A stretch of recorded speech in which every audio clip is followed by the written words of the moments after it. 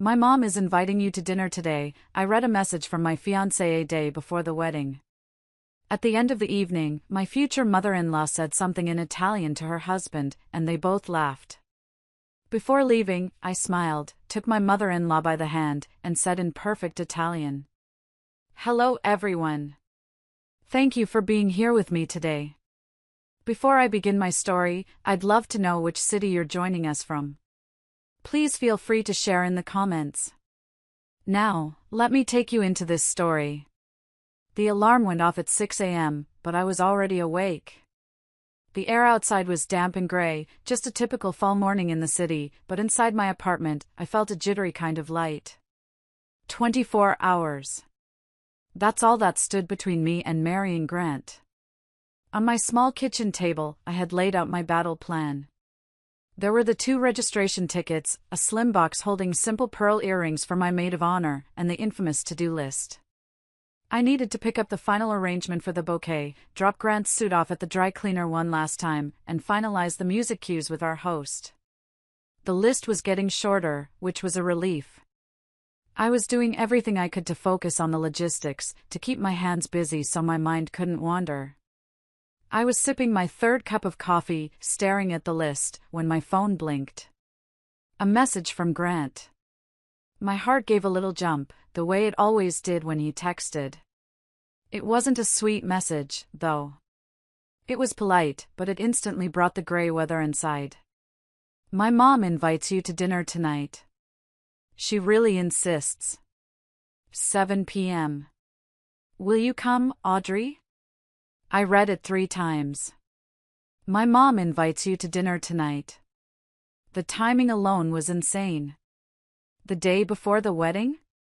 Grant's mother, Marjorie. She wasn't known for her spontaneity, especially not when it came to me. Marjorie was a meticulously organized woman, and I knew this wasn't some warm, spontaneous gathering. It was the word "insists" that really got to me. It didn't feel like an invitation for a warm evening, but more like a summons. Like I was being called in for a final inspection before I was allowed to sign the papers and join their family. She was running one last check. I put the phone down on the counter. I watched the workers outside my window, rolling coffee barrels for the cafe on the corner.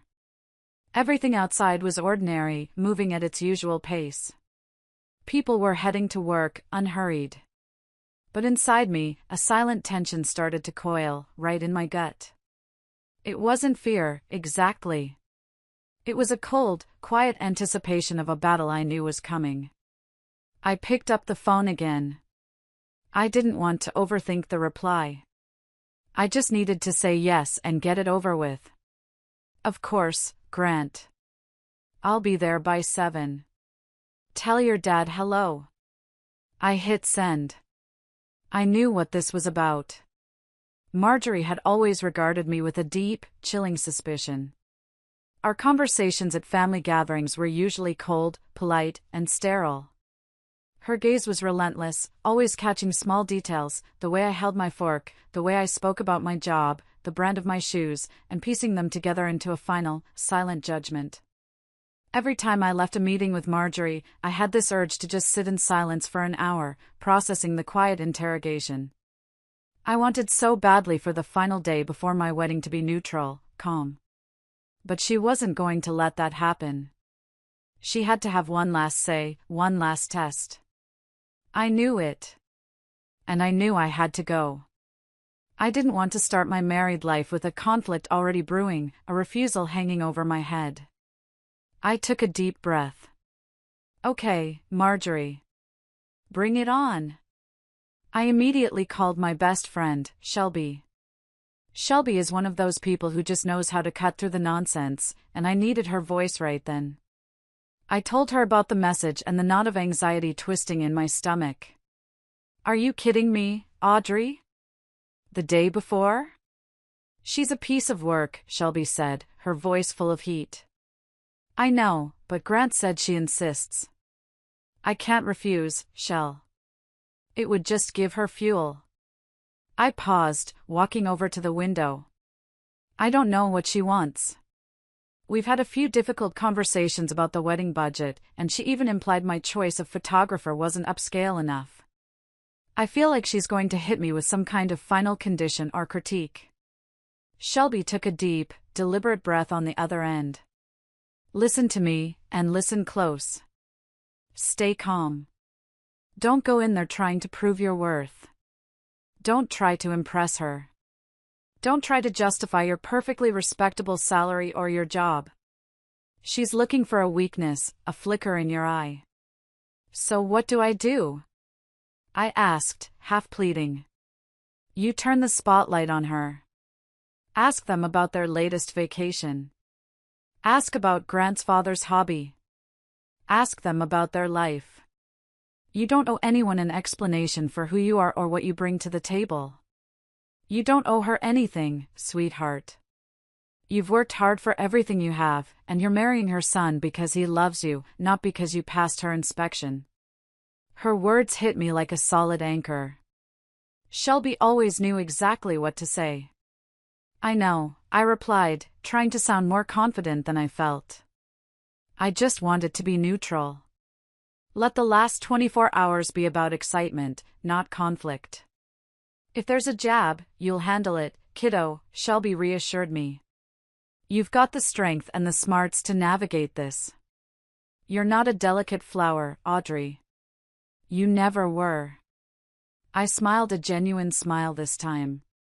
Shelby had been my rock through so much, including a tricky legal situation years ago when I had to deal with a former business partner who tried to take advantage of me. I had hired a lawyer back then, fought hard, and won. I knew how to stand my ground. What Shelby didn't know yet was the biggest secret I was keeping. She knew I had studied languages in college, that's how I could speak Italian fluently, but she didn't know the reason I'd pursued that particular language. She also didn't know about the email.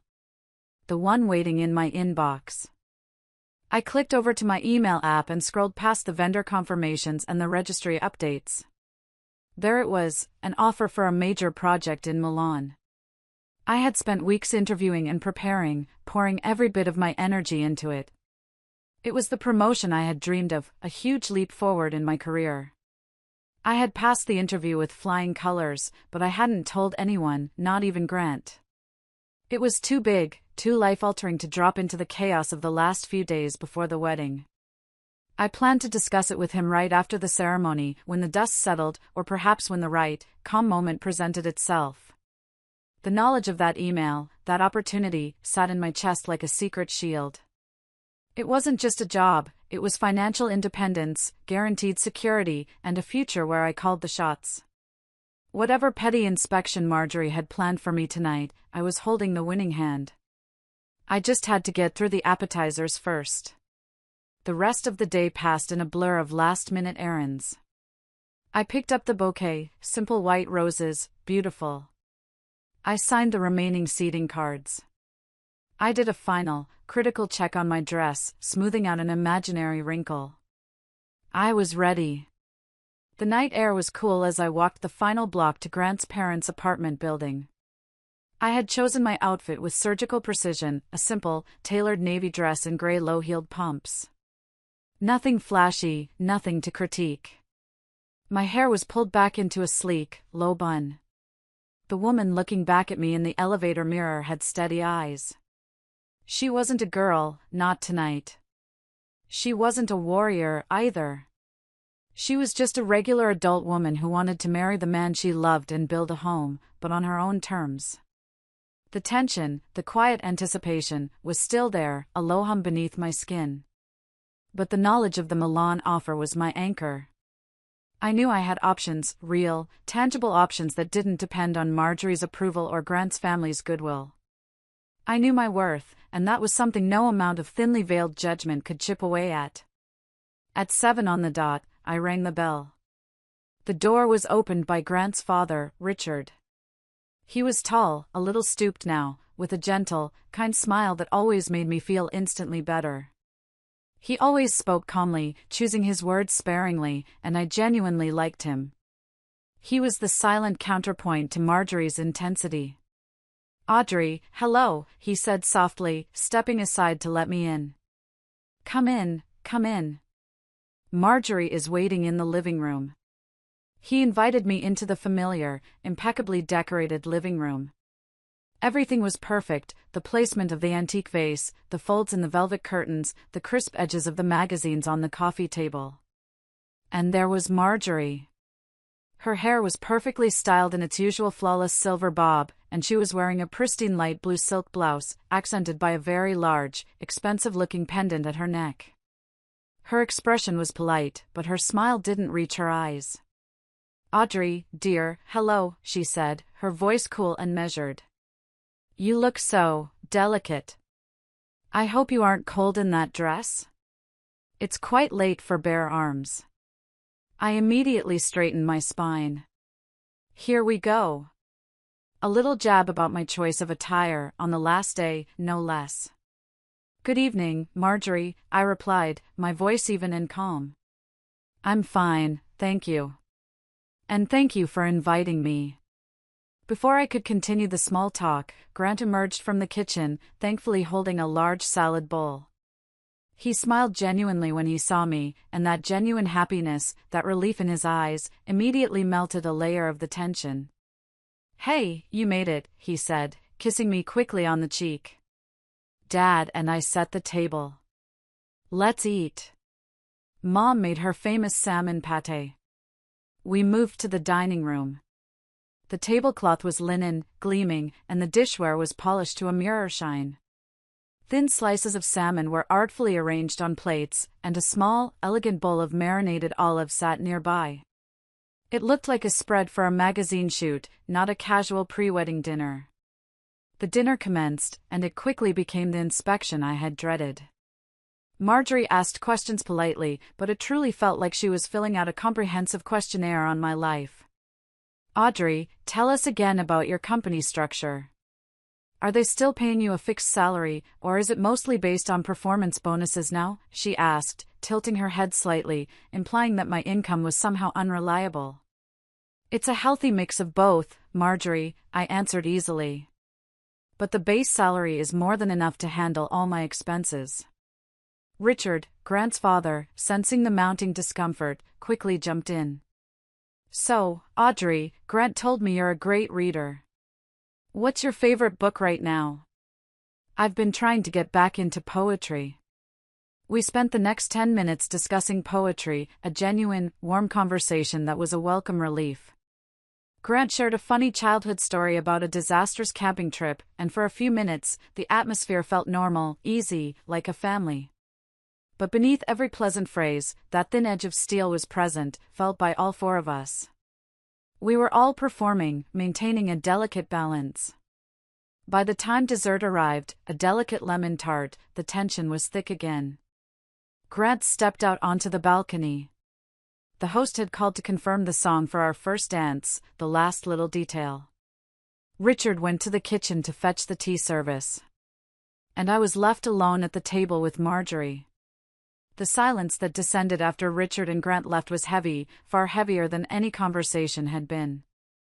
Marjorie picked up her fork and delicately broke off a tiny piece of the lemon tart. She chewed slowly, deliberately, studying me across the gleaming expanse of the linen tablecloth. I resisted the urge to fidget. I simply kept my gaze level, occasionally glancing down at my own plate, which I had barely touched. I had a small bite of the tart, letting the sharp citrus flavor cut through the rich butteriness. Marjorie cleared her throat, not quite looking at me. "So, Audrey," she began, her voice low, almost a stage whisper. "I know Grant has his own professional aspirations, and he's doing quite well, managing those accounts. He's very dedicated to his work here. He's on track to inherit a portion of the family's assets, though nothing is set in stone yet. I just wonder, how do you see the next few years playing out with your career path? It's quite competitive, isn't it?" It wasn't a question, it was a leading statement, a carefully disguised warning.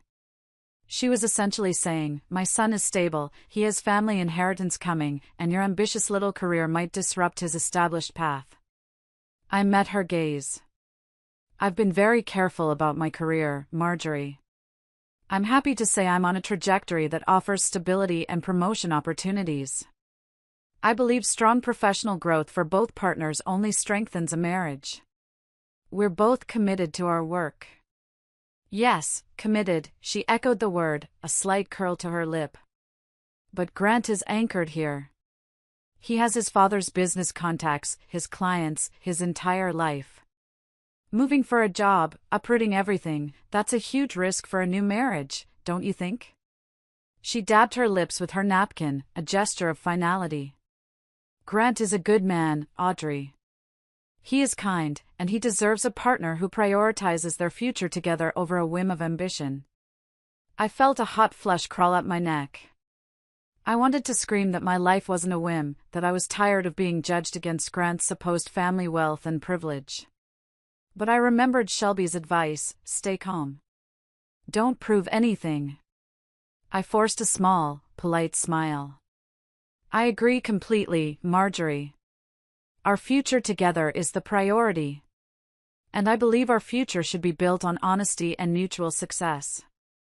Richard, bless his heart, chose that exact moment to return from the kitchen, carrying the antique silver teapot, steaming gently. The timing was perfect, interrupting the escalating tension. The tea is Darjeeling, he announced quietly. Grant, you want the light one, right? Perfect, Dad, Grant called back from the balcony, still talking on the phone. Richard set the teapot down with careful precision. Marjorie, seeing her husband had returned and the topic was about to shift, leaned toward him. Her face was conspiratorial, her eyes bright with malice. She spoke a phrase in Italian, softly, but clearly enough for the words to cut through the quiet hum of the room. It was an old, obscure saying, something about the folly of an outsider trying to wear clothes too big for them. It was a vicious, private little dig, relying entirely on the fact that I was the outsider and she assumed I couldn't understand. Richard managed a brief, nervous chuckle. Marjorie and Richard then glanced at me, their eyes filled with a curious, triumphant disdain, as if looking at someone who was utterly clueless, someone who had just failed the final exam. I lowered my eyes, focusing intently on the pattern of the tablecloth. The blood was pounding in my ears. I disliked scenes. I hated drama. But this wasn't just a petty jab about my bare arms or my career choices. This was a direct, calculated attempt to humiliate me, to test my reaction to their private ridicule, and to make it clear that I would always be an outsider. The day before my wedding. The nerve. My mind was racing, but my hands, clasped loosely in my lap, were steady.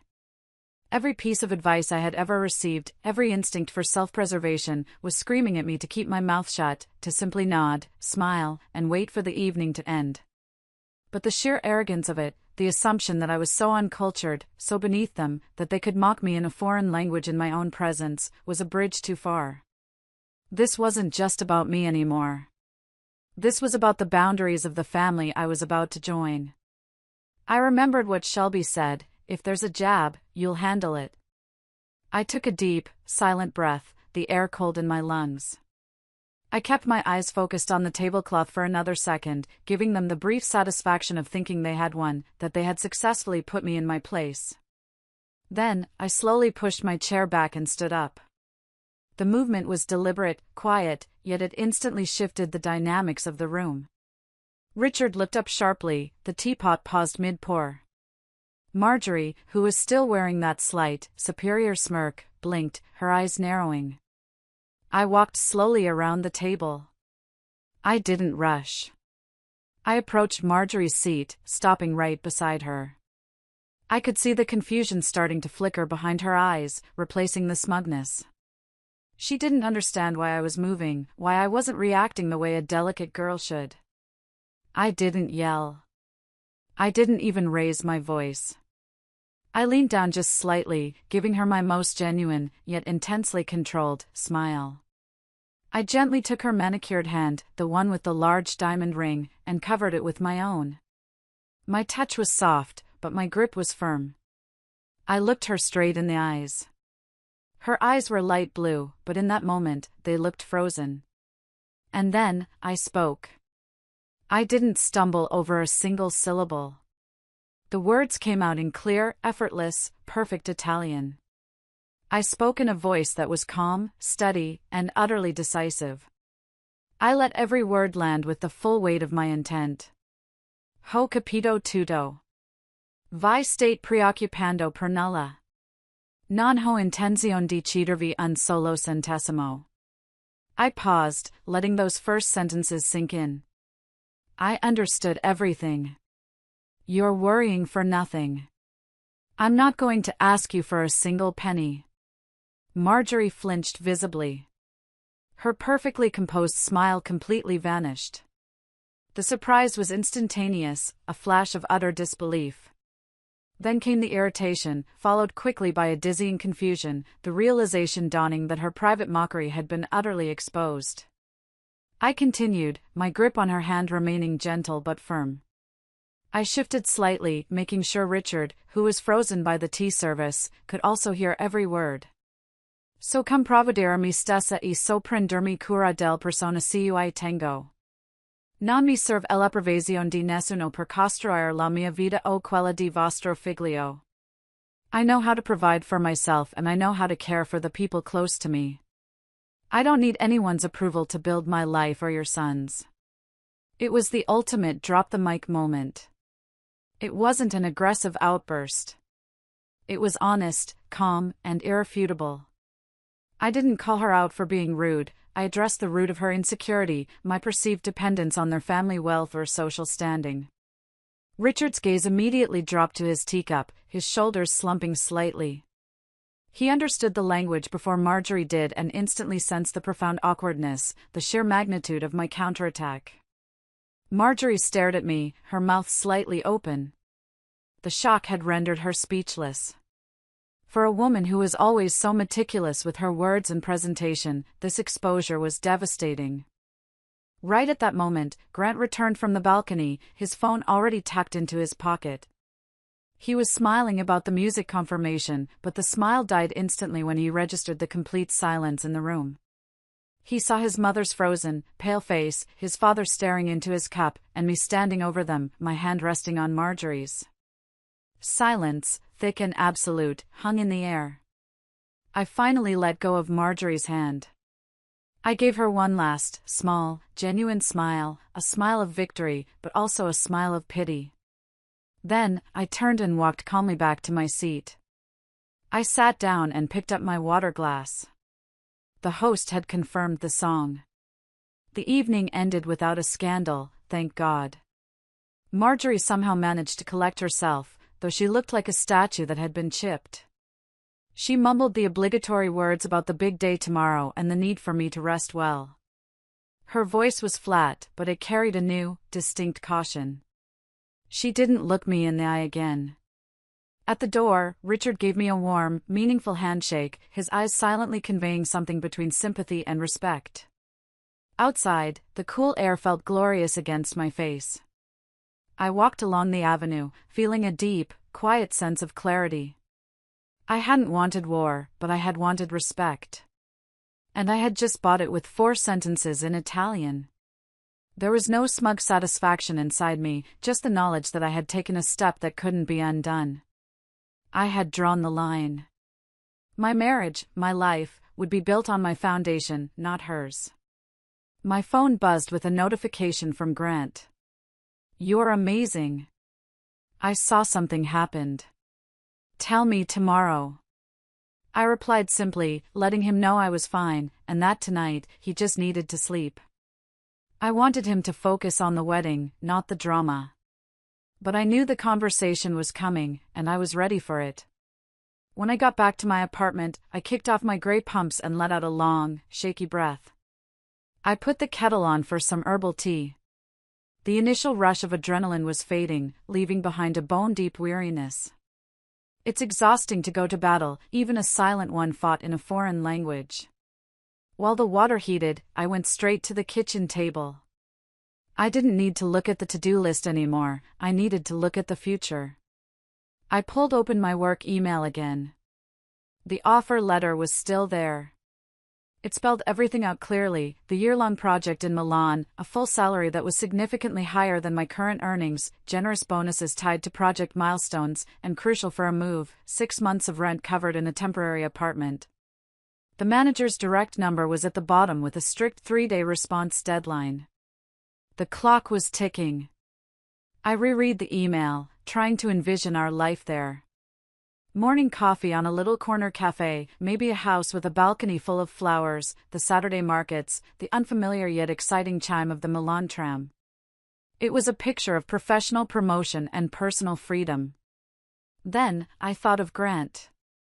We had been together for a little over a year, and he was everything I ever wanted: kind, attentive, incredibly loyal. But I recognized that he sometimes struggled to separate himself from his mother's influence. He worked hard, never complained, and was meticulous with his accounts and numbers. He was a man who kept his word and disliked carelessness. He needed quiet support, not grand gestures, and sometimes he chose silence over making a difficult decision. That was livable, as long as we could talk. I took a sip of my tea. This decision couldn't be a whim. It had to be a choice we made together, based on mutual respect and shared goals. I had drawn the line with Marjorie. Now I needed to see where Grant stood, not just on principle, but on our path forward. I looked around my apartment, the familiar posters, the comfortable, slightly worn sofa, the stack of unread books. Here, I had my routines, my friends, my warm evenings with Shelby, and the familiar cadence of my own language. Moving to Italy wasn't just about my career, it was about defining our marriage. Could Grant cut the apron strings and commit to a life where his mother's approval didn't matter? Could he handle the risk of starting over? The tension settled back in, but this time it was productive. It wasn't the anxiety of facing Marjorie, it was the healthy stress of facing a huge, amazing decision. I walked into the living room and sat on the sofa. I didn't want to overthink it tonight. Tonight was for rest. The big conversation, the one that truly mattered, would wait until morning. I would tell him, not as a threat, not as a condition for our marriage, but as a chance. He was an adult. He would choose. And I would not justify my dreams to him, just as I hadn't justified them to his mother. With that thought, I finally closed my laptop, turned off the lights, and lay down. Sleep didn't come immediately, but my thoughts flowed in steady, calm waves. I felt ready. Part 8, The Crossroads, 790 words. I woke up to the dampness outside, but my internal clock felt clear. I went through my usual routine, a quick yoga session on the rug, cooked myself a small bowl of oatmeal, and then I tied my hair back into a loose bun. I needed to look presentable, but more importantly, I needed to feel grounded. I grabbed my notebook, the one with the pros/con list from the previous night. I had written the 2 columns, and I looked at them again. Milan, freedom.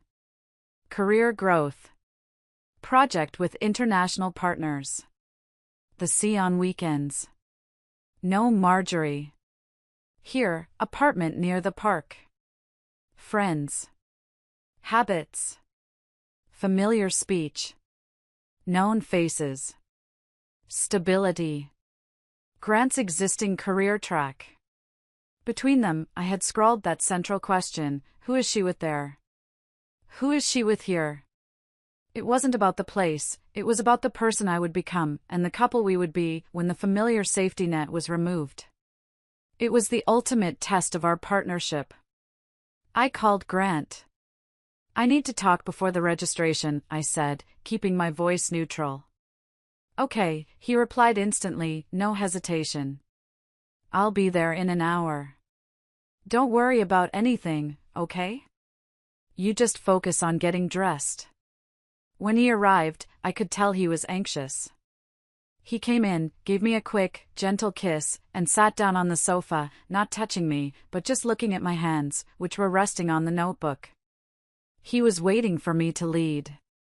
He looked around the room, taking in the small details, the half-packed suitcase in the corner, the light coming through the window. He was trying to delay the conversation, I could tell.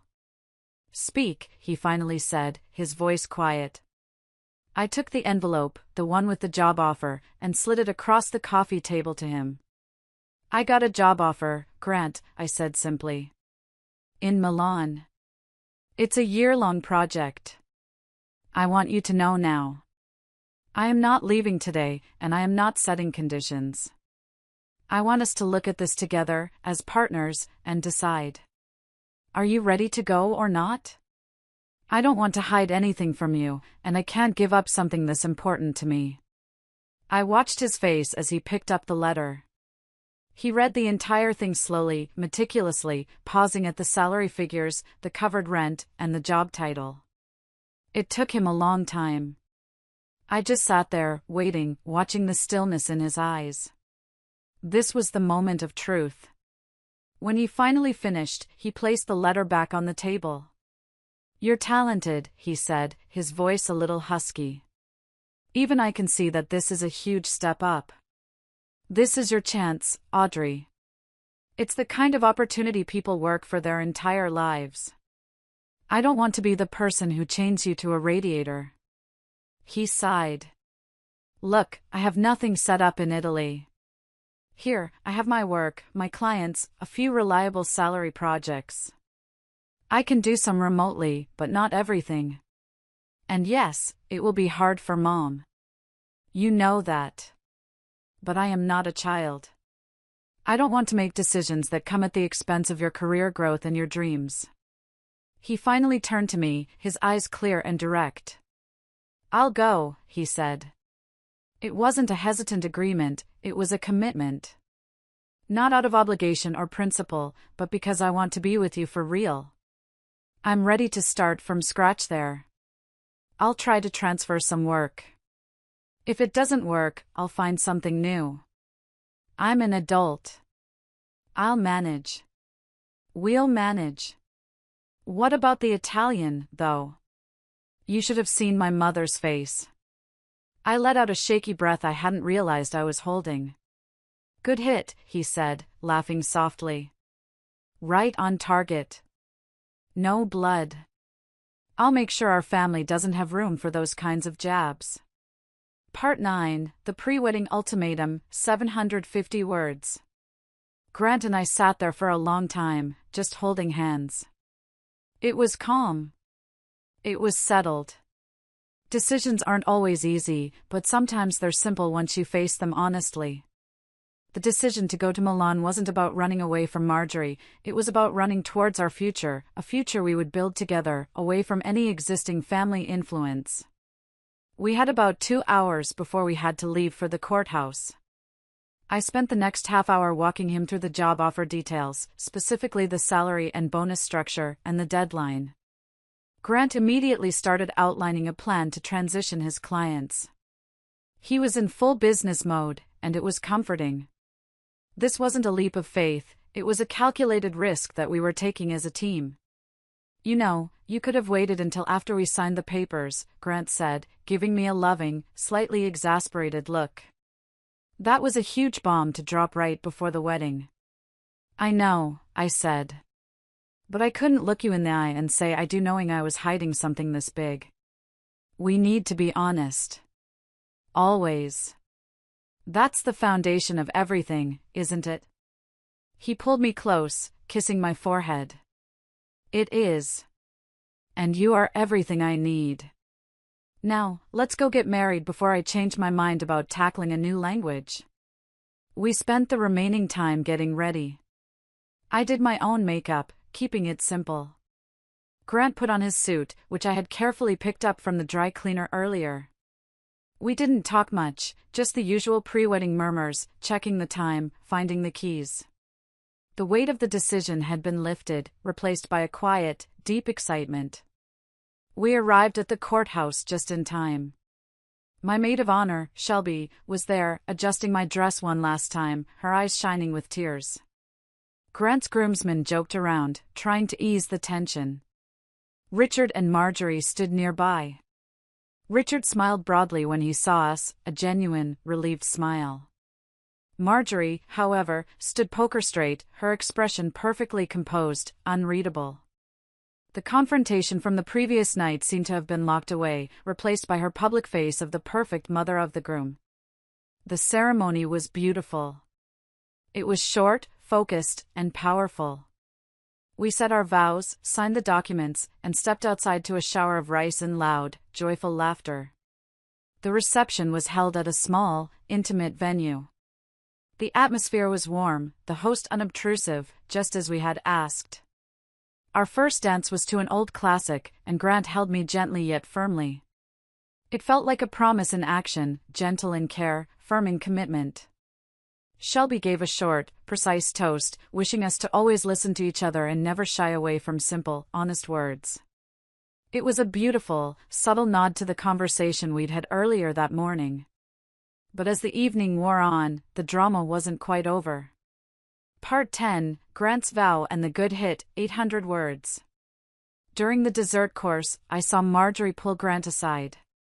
It was subtle, but I watched her speaking to him intently, her voice tense, her hand occasionally gripping his arm. Grant listened, nodding occasionally, but I could tell by the slight tightening around his jaw that he wasn't agreeing. He wasn't giving in. After a solid 15 minutes, they returned to the table. I felt Marjorie's gaze on me again, but this time, it was different. It wasn't disdain, it was a complex mix of frustration and grudging respect. I knew the conversation had been about Milan.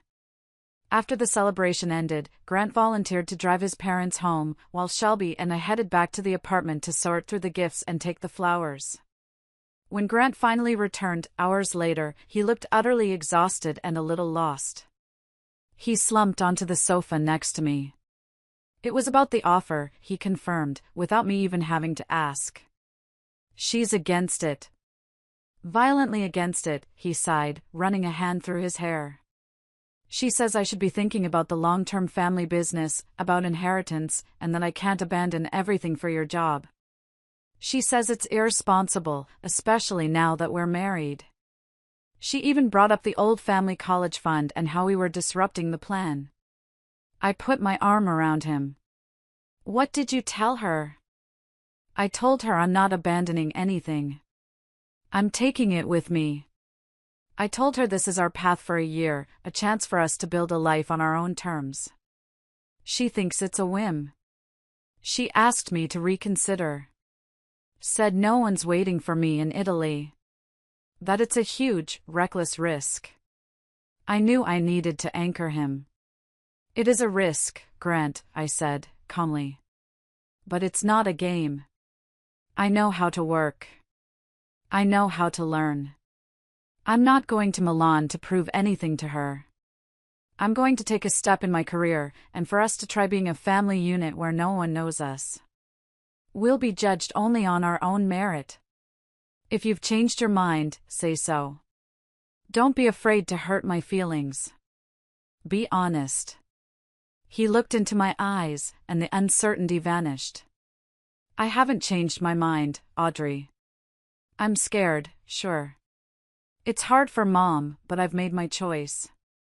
I don't want to live in a house where every single decision, from where we buy groceries to when we start a family, needs her stamp of approval. I love her, but I am separate from her. We are separate from her. We hugged, a long, deep embrace that spoke more than words. The faint smell of fresh linen from the new sheets, the soft rustle of the curtains, the quiet city outside.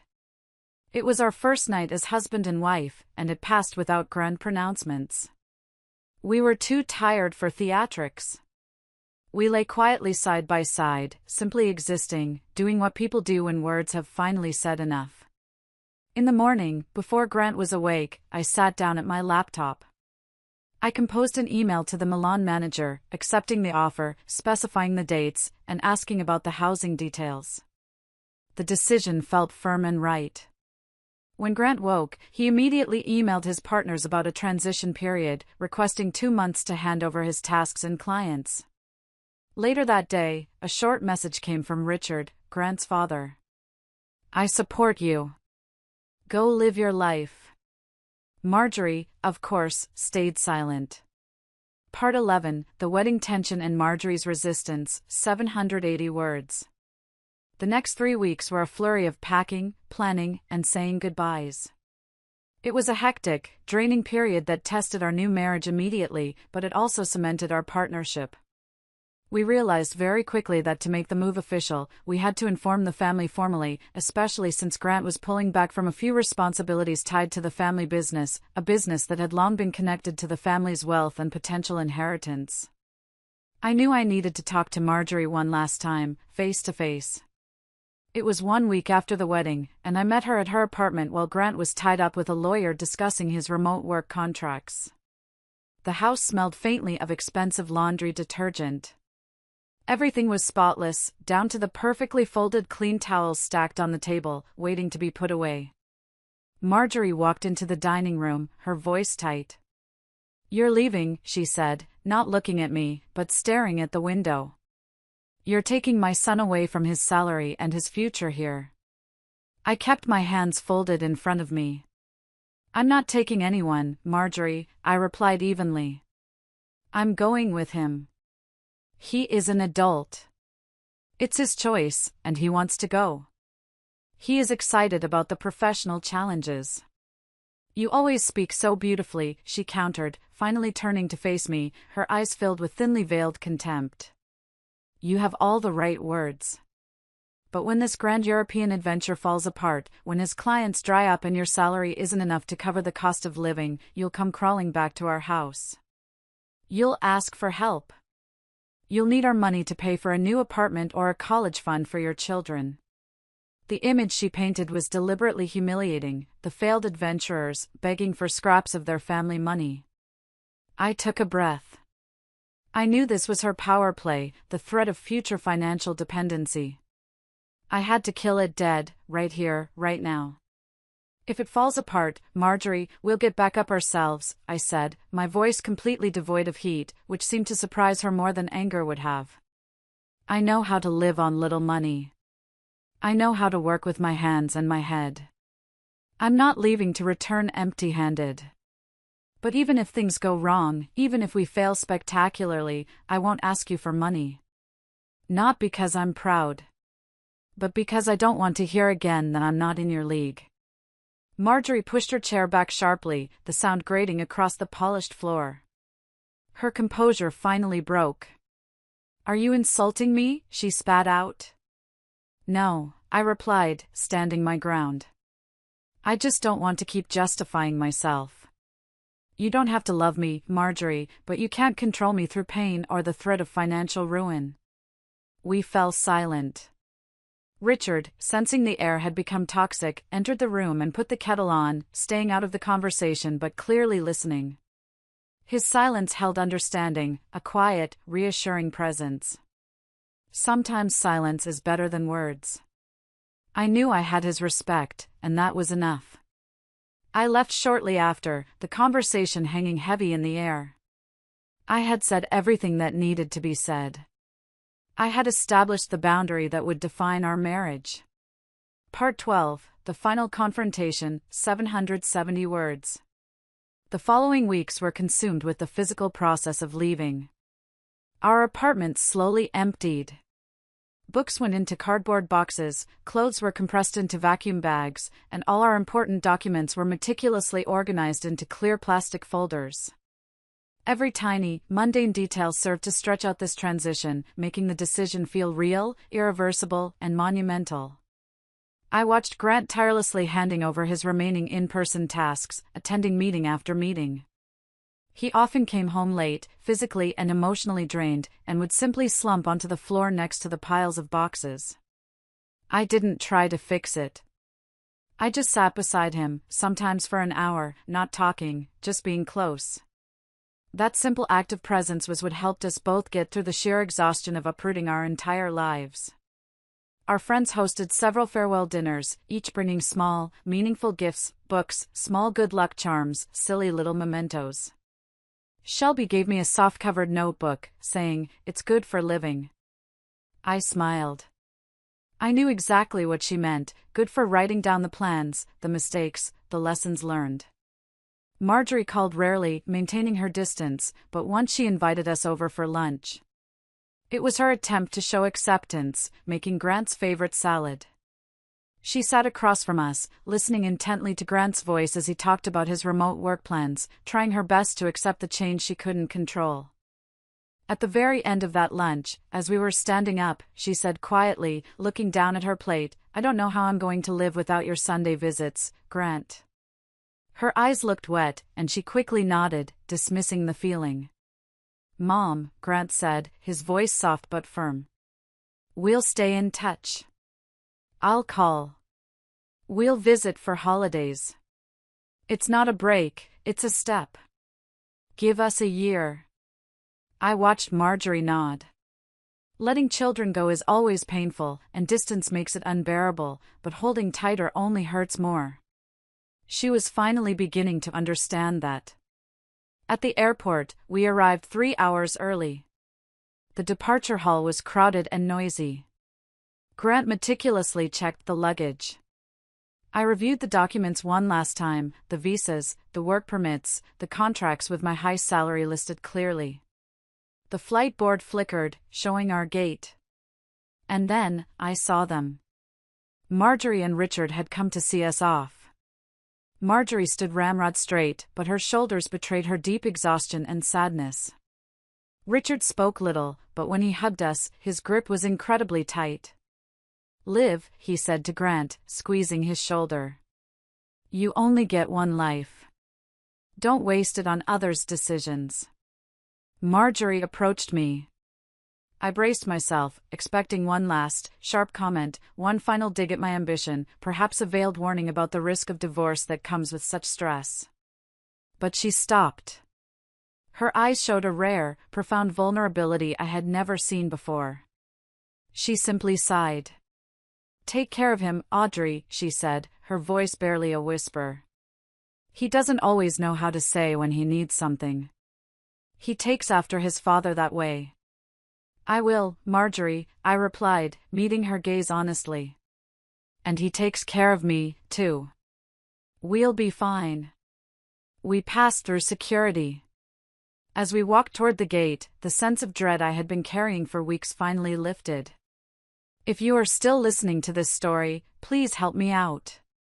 Like this video and comment the number 1 down below, so I know you are truly amazing, and I understand that you have been with me throughout this entire journey.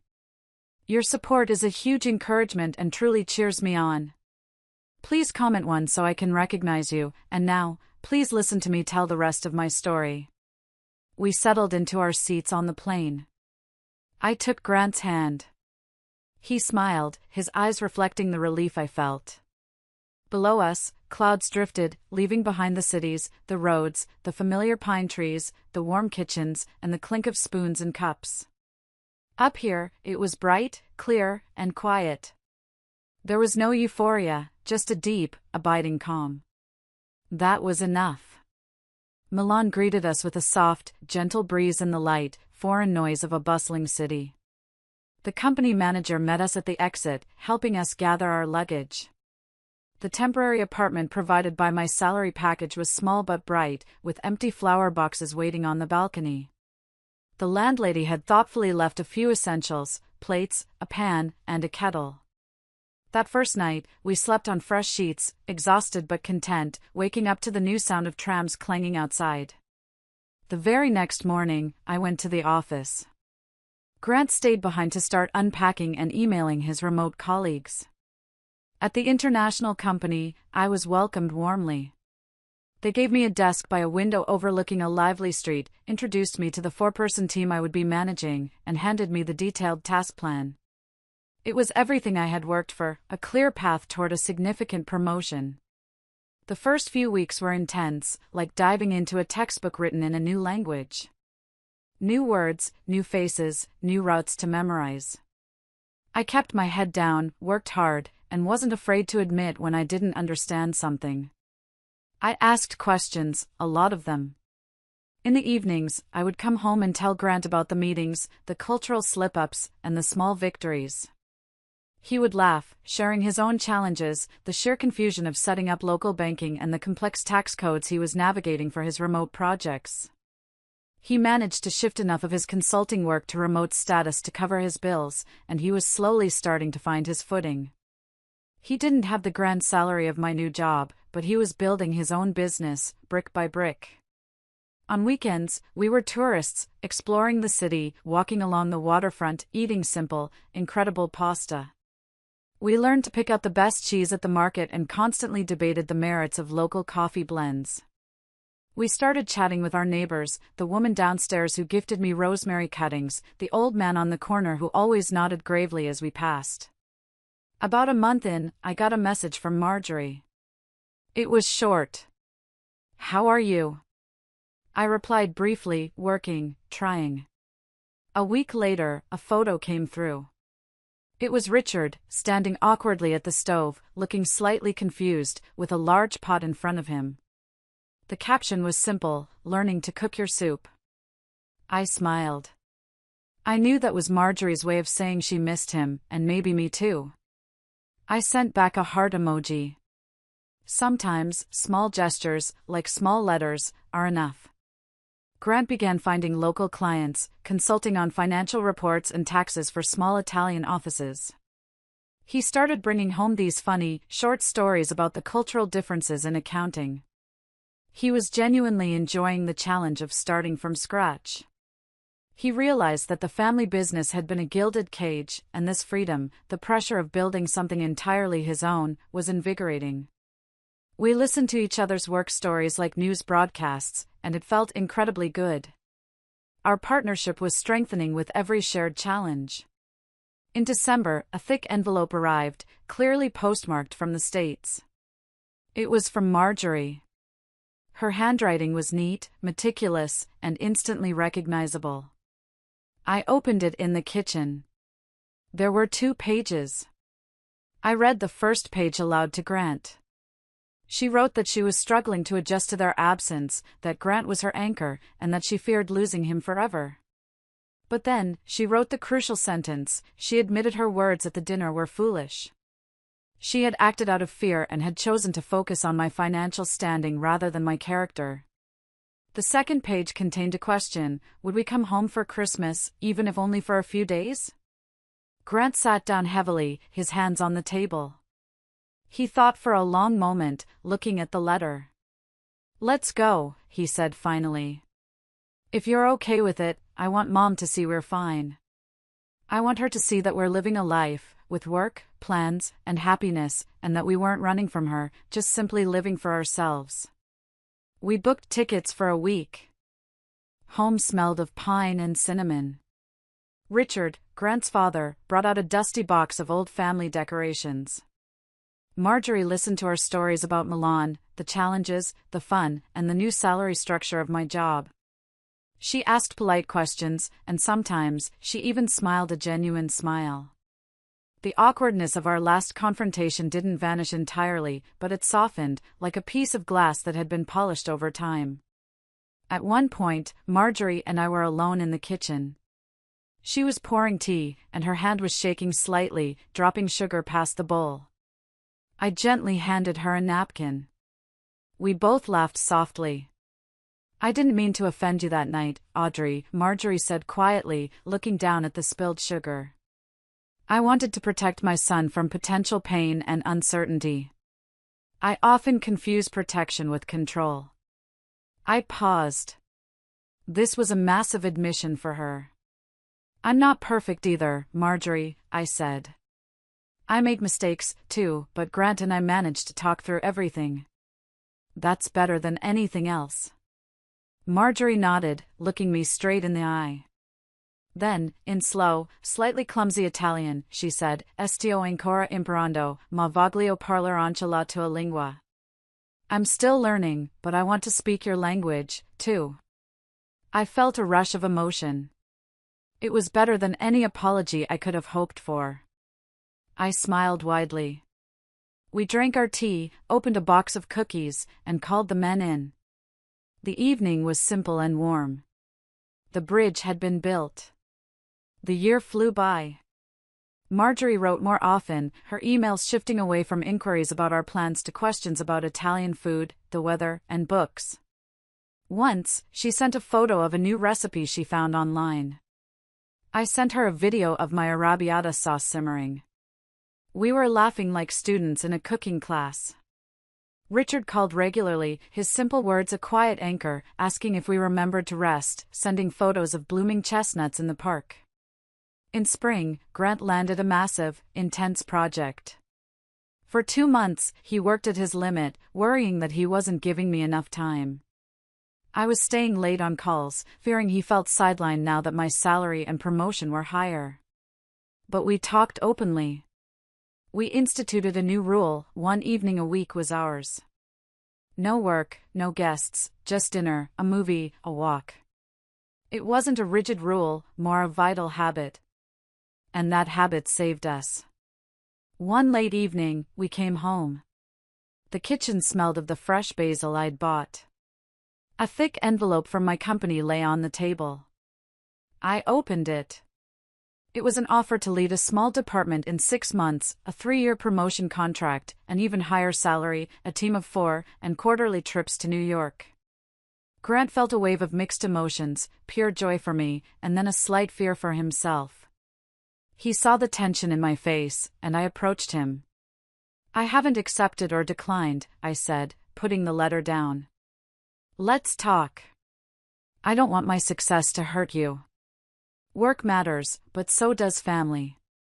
I won't move forward if you're left in the shadows, suffering, or feeling like you need a lawyer to protect your interests. We're in this together." Grant sat, thinking, looking at my hands, the bunch of greens in a vase, the yellow lamplight. "I want you to accept," he said firmly. "I'll find a way to grow beside you. We'll buy a condo with the new salary. It's easier when we decide honestly. I don't want to hold you back. I want to take even half your step." I smiled.